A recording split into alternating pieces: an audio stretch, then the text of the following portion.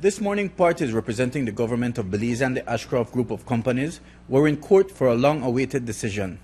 Following an award of almost $40 million by a panel of international arbiters, the Belize Bank had applied to have that award enforced on local soil. When an international tribunal gives an arbitration award, it is not like a judgment of the court in Belize.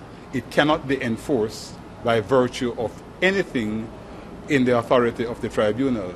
It needs the authority of a Belize court, which says that that award that you gave, you may now enforce it in Belize as if though it were a judgment of the court.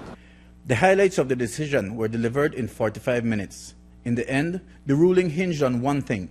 Justice Griffith found that because the then government did not seek the approval of Parliament in the signing of the loan note, government could not be forced to pay. The Finance and Audit Reform Act 2005 makes provision that there should be a resolution of the National Assembly approving loans of a certain amount, because implicit in that is that if the National Assembly, which votes the payment of all monies, approves the making of the agreement, then it follows as a matter of course that the National Assembly must intend to approve the payment of the obligation which is incurred.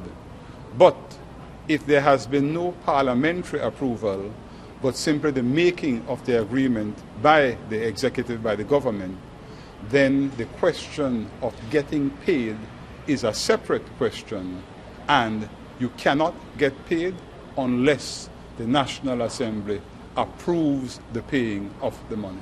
With respect, we disagree with the judge, but that's the nature of our business. We put the arguments, the other side puts their arguments, the judge analyzes it, and I have to say that Justice Griffith did a very detailed and extensive analysis of the arguments and came down on the side of the government, and I think you heard her specifically say that it tipped the balance. So it was a very finely balanced argument.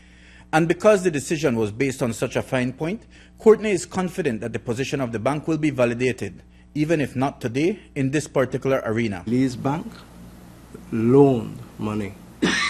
The bank is out of pocket, all right?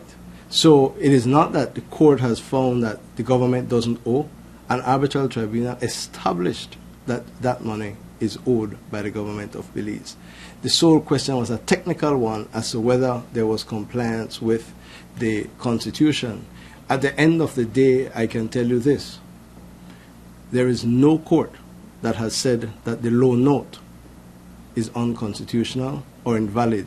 In fact, you will recall that the Privy Council held that the loan note was not a violation of Section 7 of the Finance and Audit Reform Act. And so I can expect that very shortly the Belize Bank is going to institute another claim, and we're going to sue on the loan note to recover the debt that is owed to the bank. Courtney is sure of victory whenever the matter finally plays out, and play out it will, all the way to the Caribbean Court of Justice. So while today is a victory of sorts for the government, it's not the end of this legal war by a long shot. Oh, absolutely not.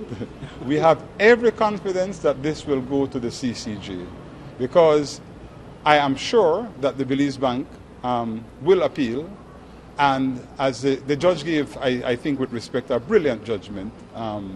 She analyzed and outlined to us all the issues, and it's a finely balanced question. She held against the government on two aspects, held in our favor on one aspect, which was the decisive aspect. The government and the Ashcroft Group of companies have been involved in, for want of a better word, a war, a legal war, and I think it has been going on now for over 6 years. So one has to put it in that context. I think one has to look at the fact that insofar as this particular piece of litigation is concerned, this is round one. If the government had lost, they certainly would have appealed to the Court of Appeal. So as you can expect, we're going to appeal to the Court of Appeal. And I am fairly certain in predicting that whoever loses in the Court of Appeal will go to the CCJ. Mike Rodon for News 5.